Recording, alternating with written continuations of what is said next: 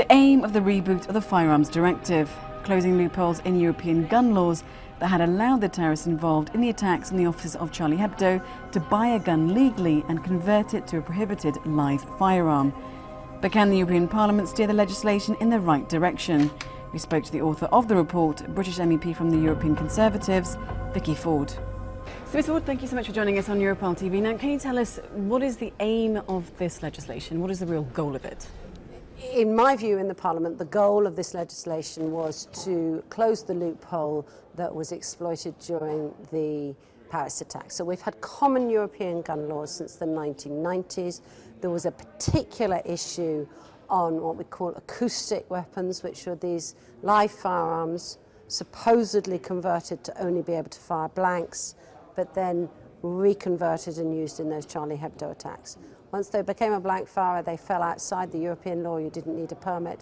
Now we have reinstated that, so you will not be able to turn it into blank fire and allow it to be outside the law. It will still be regulated. However, the purpose of the amendments here were to clarify a lot of bad drafting and therefore unintended consequences that had been brought through by the Commission's original proposals. So the you've been quite critical of their proposal. Yes, they drafted significant changes in their proposal that came through in November, which were caused huge concern for how museums work, how traditional hunters and sport shooters and even those doing military reenactments could work. They came up with a new common standard on deactivated firearms, which is in many places technically just not feasible to do. But let's talk through the actual types of guns that this will catch. For example, the Commission, they wanted to catch two types of semi-automatic weapons, the Kalashnikovs and these deactivated guns. Is that still the case? The issue is not the deactivated. The issue was specifically on these converted into blank firearms. On the semi-automatic firearms, again, the Commission's text was incredibly badly worded. It said anything that resembles or looked like, so it could have even caught replicas, toy guns, very, very poorly drafted legal language. We've tightened that up so that there will be specific controls on a semi-automatic that can fire over a certain number of rounds, and you will only be able to use those if you are a registered target shooter who's taking part in competitions in a club, in a contest. So the target shooters can use those, but not for the normal individual.